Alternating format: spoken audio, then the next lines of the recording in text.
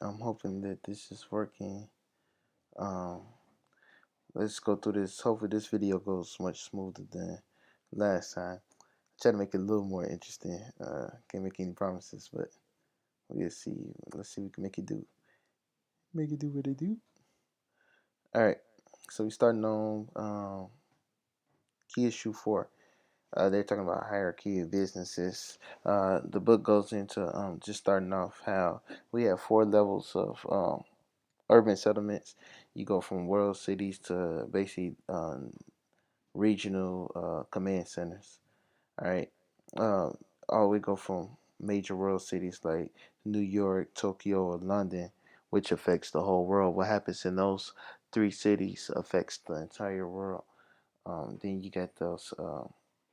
It goes lower as the cities grow smaller and less influence. I like this little map here at the top of the page on page 395. As you see these big dots, New York, London, Tokyo, those the dominant world cities. You got the major world cities.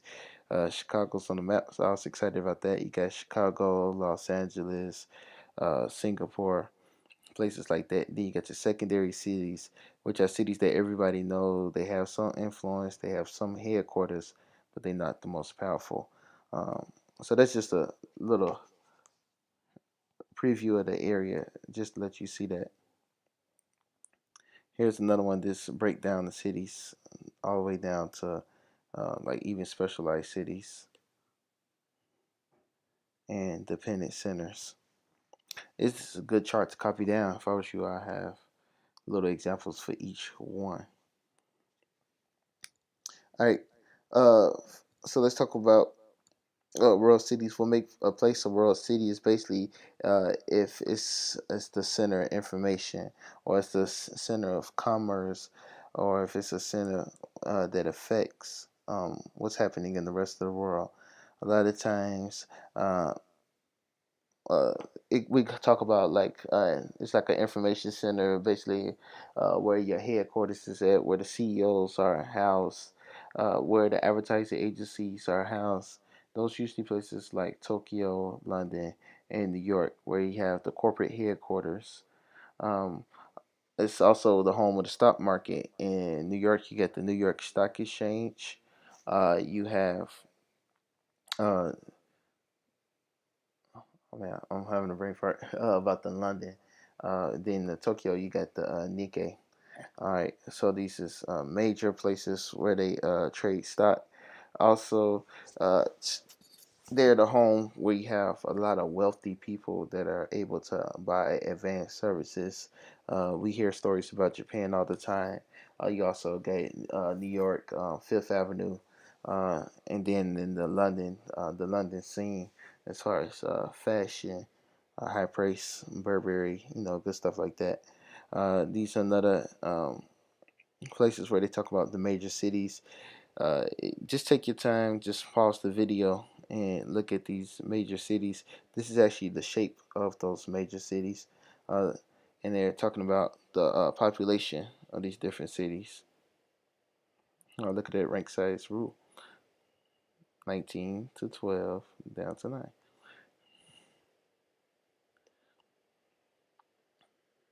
I guess we'll come back to that. All right. Um, let's talk about the 4 levels of business services. This is very important. So at the top, you got your world cities.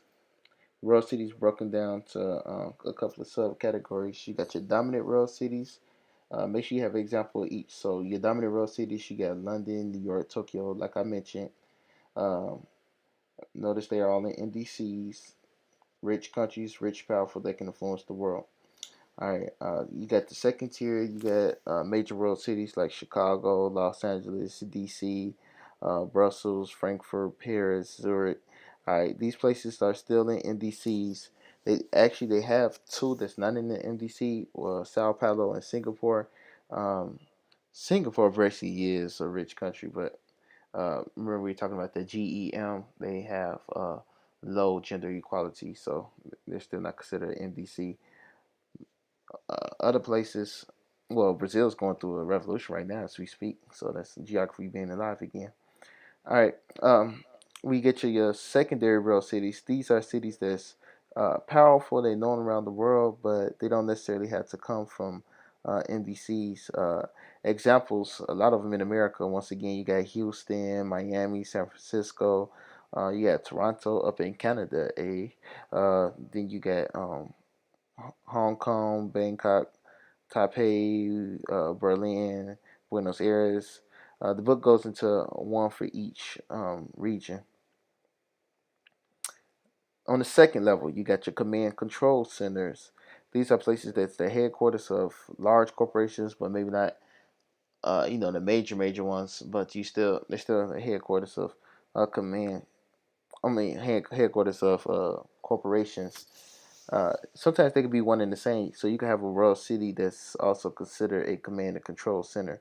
Well, actually, all the world cities are considered command and control centers. Uh, some of these world cities, they're considered world cities because they specialize in producer service centers. What they mean is uh, some cities are just known for being the headquarters of certain industries. The book going to like research and development, like in around Duke University, they talk about Motor City, Detroit, went home to major car corporations. So those little situations, they're world cities just because in that particular area it's known for that, and they play a major part in the global market because of what they have in that particular city. Uh, Next, you have the dependent centers. Dependent centers, those places, they depend on other regions, or they depend on certain aspects of the economy. So, for instance, you got a rich MDC, such as the United States. Okay, in the United States, you have a lot of people with a lot of income that want to go on vacation. So you got places that grow up like Miami, Orlando. They become these dependent centers where they depend on people having a lot of wealth coming for the specialized service. Also, you got places like manufacturing centers. Like sometimes we have regional areas. Uh, in the previous chapter, they talked about Rotterdam in Germany is well, the tip of Germany is known as a manufacturing center. Uh, you have military centers, especially like in America. We have places that boom or cities that grow in population just because that's where we have major military bases like San Diego. Then mining centers, just like old coal miner towns. The scary thing about those type of places, as the industry changed, the city goes bankrupt. Especially if they just depended on one particular service, they don't diversify.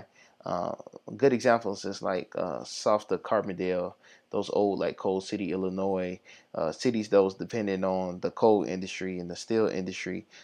When those steel industries and things went down, the whole city fell. Gary, for that matter.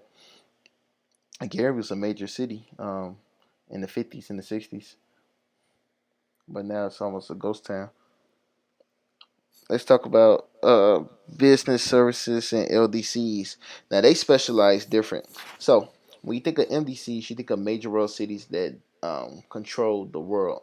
When you think of LDCs, business services, you're, there's only two ways they become major players. Oh, excuse me.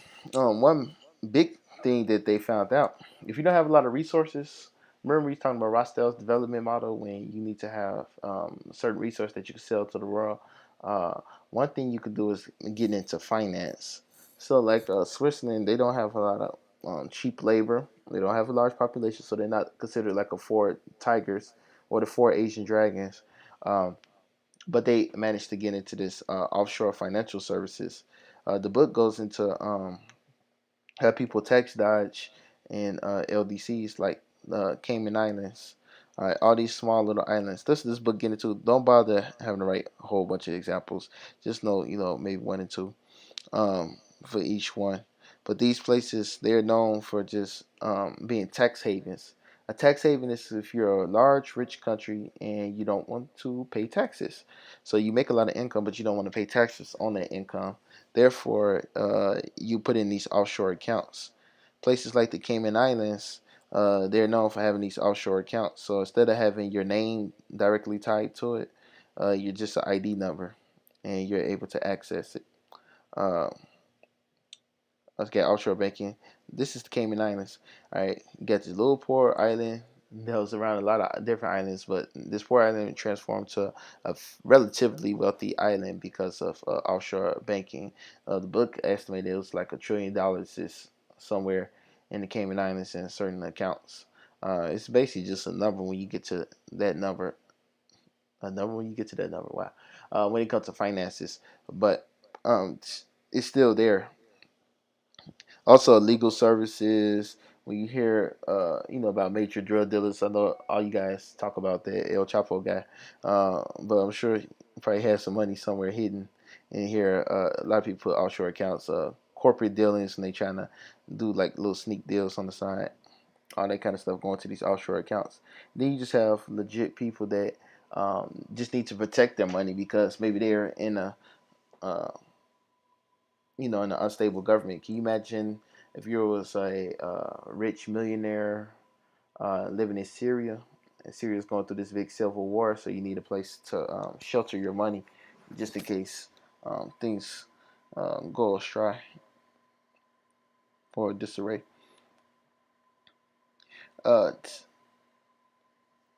One big thing, the reason why it's possible is just because of privacy. So even if a country want to take my money, they have privacy here. They specialize privacy, so you don't have to worry about people coming. Hey, look, it's Kelly from Omaha. Well, actually, it's this young woman that is providing a back office service such as telemarketing. We all know about telemarketing. We all know about customer service. When you want to call in, everybody have jokes because the person makes up this American name. They actually take classes to sound American. They watch videos to learn how to be American, learn common American slang, so they can just try to understand where you're coming from. The more that they relate to that customer, and the more that the customer feels like that person might be an American, the better off they are. In India, you have a lot of cheap labor. Remember, it's billions of people. There's between India and China, you have billions of people that speak English because English was basically the official language of India. So I know when you're angry about your product and you're calling in, their form of English is not adequate for you. A lot of times you're upset because of their accent. It's not that they don't know how to speak English; it's that they have a different accent and a different vernacular. But we learned that from Unit 3, the culture unit. Uh, but they make a lot of money here. These people, they only get paid 10% of what someone working at the same office job in Illinois would make. I know one of you guys said your parents work from home and they just basically when the customer calls in, they can handle that. Uh, in India, they make a 10% of that, but 10% of an American job is still thousands of dollars more than any other type of job that you can get in India. I shouldn't say any other job, but for the most part, the average job that you can get in India. So they're very happy to work here. Uh, as you see, they're adapting to American culture by the way they're dressing and everything, uh, just to become immersed and improve their economic status. A lot of times they can pay for college or they can pay for a way to come to America once they earn enough money. Uh, this is a huge thing, a huge deal. Uh, One scary thing, you got more and more as they figure it out. You're gonna have more and more companies moving their offices to India. Uh, I keep going back to this picture. On this picture, we were talking about dependent cities. Sometimes you got these college towns that the only reason, or they're like command centers. I'm sorry, you got these command centers that's almost like a college town, or yeah, it's basically just a college town. Or sometimes you got a specialized area that's considered like a college town because they only specialize in one service. This is normal Illinois. You see all these hippies and stuff. This is downstate Illinois. This is something you probably see in Chicago, but you also see on the college campus. They invest a lot of money here. Just invest in the city because you have 20,000 college students right behind, well, on the side of this building. outside this picture. As you see these college age people that's living here. So the city boomed because of that. All right. Um, Once again, look at these. The back office. Here's another picture. People happy to be in this cubicle job. That's just like pop culture movie, or they had a cult following, I should say, um, called Office Space. Yeah, you guys shouldn't watch that. But in Office Space, they make fun of the type of job. But that's just the MDCs. That's first world problem when you're complaining about living in a cubicle and having to work there all day. Once money comes into an area, we talk. It's time to talk about the economic base. So a city has a certain economic base. The economic base is just basically how that community makes money, all right, or how the economy is in that particular region or particular city. In that city, they have two different types of industries. You got your basic industries and your non-basic industries. So basically, get it? Okay, never mind. All right, but basically, in your basic industry, your idea is to export primarily to customers outside the settlement. So basically, in the basic industry, I'm sorry, that wasn't on purpose this time, but their main purpose is to sell things to people that don't live in the community. So if your parents, let's say, sell insurance to people they talk on the phone with. All right, they're not talking to people in their particular neighborhood, their particular area. They're selling something somewhere else. If your parents work for a corporation, so like my mom, she works for Zurich. Zurich is not headquartered even in America, so the service that she, well, I shouldn't say where she worked for, but uh, the the things that she does not serve Americans. All right, that's a basic industry. She works at a corporate building that sells services to someone outside the country. Okay, that's a basic industry. Now, while she's at work during her breaks, she goes to places that participate in non-basic industries. Non-basic industries is services to the people that actually live in that neighborhood. So at work, when she gets off work, she or on her break, she goes to a local restaurant. That restaurant is a non-basic industry because that restaurant they function off the people in the neighborhood. They're selling things to the people in the neighborhood. All right. Then she catches a cab. That cab is serving people in that neighborhood. All right. When she gets home, she gotta pay bills. Well, let's pay the water bill. The water bill is a non-basic industry because the local city government is providing a service to the people in that community, in that city. Um, when she takes out the garbage, she hope the garbage man comes. Well, hopefully my father's taking out the garbage. And that local garbage person is serving the people in that neighborhood. So you create an international business like Rothschild's development model. You have a business that's selling things to other countries. Once that business open up in your community, that create jobs for that community.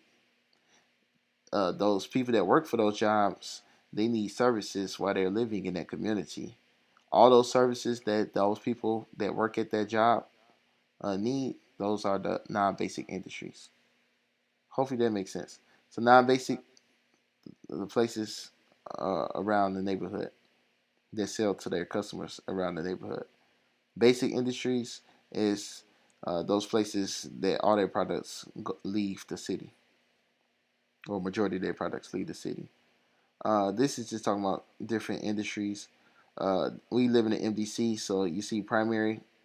We have a little to no primary services. Secondary services, you see, we got a little bit there, a little bit here. All right. Then you got these consumer services that should be everywhere, but I think they're talking about. Let's see. Economic base of U.S. cities. Symbols on this map represent cities that have a significantly higher population of their labor force engaged in the type of economic activity shown. Other cities are also engage such activities but are not shown because they specialize in multiple activities or are near the national average for all sectors. Mathematically, a city was included if the percentage of its labor force in one sector was more than 2 standard deviations above the mean for all U.S. cities. You guys like my reading voice? Yeah, so basically they're saying what most people are employed in. Are they employed in basic industries or non-basic industries? All right, basic industries will be these first four. All right, the non-basic industries is these next four or the next three, and then this one and the last two. This one in the middle, this finance, insurance, and real estate. A lot of times that's for people outside the community, so that's a basic industry. All right, we almost done. Sorry about the noise. All right, distribution of talent. Uh, the big thing with the distribution of talent is cities they want to be considered cool, because if the city's cool, then you attract young, cool, smart people with lots and lots of money. And the whole thing is, if you have young people lots of money, one thing they're going to spend a lot of money on consumer services, so that's something that you want. Also, they're going to start businesses that's going to create a lot of jobs, so that's something that you want. So they're going to create basic industries. Those basic industries is going to create non-basic industries because there's a lot of money to be made. They're going to have a huge threshold where you can sell things to them. Uh, right before that, I know some of you guys like he skipped this little entry. This was just talking about how different regions of America specialize in certain services. I got a little picture here. Let me pull that up so you can pause it. Oh, I thought I did. Thought I did. Thought I did. All right, there it is. All right, so these are certain industries that different places are known for. All right, going back. So distribution of talent. All right, you wanna definitely have a lot of talented people in your area. The more talented people in your area, the more wealthy your area is going to become. Uh, if you see this, the guy that came up with this idea was Richard Florida. Richard Florida, he wanted to just measure the talent in that area. Usually, he said it's well how he measures it first. Is you writing this down? First, you see how many people have college degrees and the level of college degrees. Second thing, he want to see what's the percentage of the employer and the employees that are actually scientists or engineers. So that just those are some of the more higher paid jobs if you're an engineer of some sort, or if you're employed in the different sciences. That's even including medical. All right, and then last is oh, all right. The last is the percentage of professionals, technicians. Once again, technicians, that's almost like engineering. Professionals, that's like CEOs, managers, upper level management of different jobs. So basically, you're how many boss? If you're the boss, all right. He said people come there if you have lots of cultural diversity, because cultural diversity usually attract these talented people. They usually move to places because cultural diversity. Now, some people they move to places because there's jobs there, there's jobs offered. So a factory open up, you move to a place so you can work at a factory. All right. If you need to uh, dig infrastructure, like create roads, lay pipes, and all that kind of stuff, you have uneducated people that go there to get those type of jobs. Educated people, because of telecommunications, they can live where they want, so they choose to live for places um, where I guess they can get capital investment and places that is culturally suitable for them. So they measure cultural diversity. Cultural diversity. This is how he measures it. First, he says he want to look at the number of cultural activities in that area, or cultural facilities in that area. So, like how many theaters are there? How many plays are there? How many nightclubs are there? Bars, like fun things to do, events that they have, all that kind of stuff. Because hip people they want to go out and hang out. So, like I told you, my sister she chose to live like downtown. Even when she's in Ohio, she wanted to live in downtown, right next to the uh, Red Sox stadium, so she can be in the hip area. And they got a lot of restaurants, a lot of bars. Uh, she just like the hustle and bustle feel. She didn't want to live out in the suburbs or like some quiet area. Second thing, you got the number of gay men in the area. You see there right here. Uh, they usually look at that like that just mean it's diverse, because if people are not diverse, they might not be accepting of alternative lifestyle.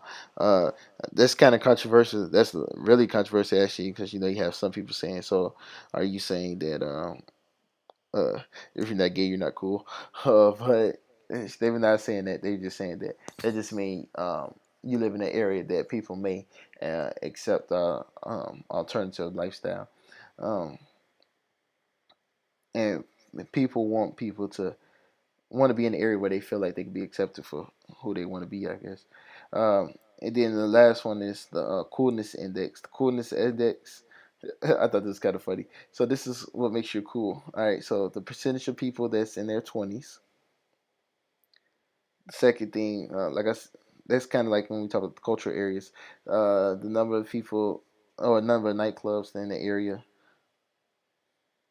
So you get the 20-year-olds go to their 20-year-old club with their cool self.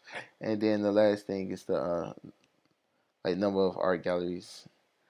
So Chicago's pretty cool. A lot of people try to move downtown. You got the young 20-year-olds, the talented people. They either go to Hyde Park or Lower Michigan Avenue. You have the museum campus in Chicago. All these different museums they can go to. Ooh, nice. All right. USC.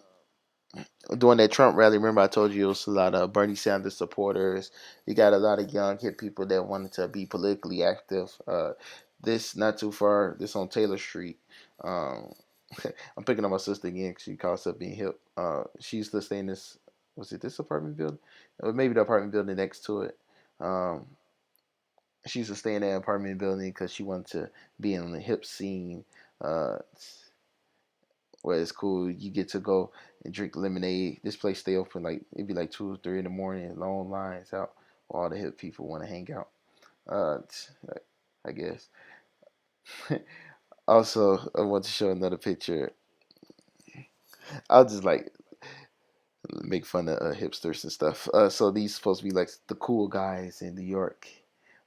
This I like the Samsung commercial. They make fun of the hipsters, buying their technology. I want to put the Apple picture because this one of like Threshold. They got this huge Apple stores like on Michigan Avenue or New York, where people just got disposable income and they can just spend a lot of money on little gadgets that come out every year. Um, this little park, just some cool people in San Francisco just hanging out. Uh, San Francisco, remember that's near Silicon Valley, where you got a lot of young 20-something-year-old engineers who go to the club and do code all night and create little programs like Candy Crush. Yay! All right, but these are talented people bring the money in into these world cities. Oh, also, was going back when I was showing y'all the college kids, you see they got their sunglasses on, just hanging out, dude. Talking about the next big things.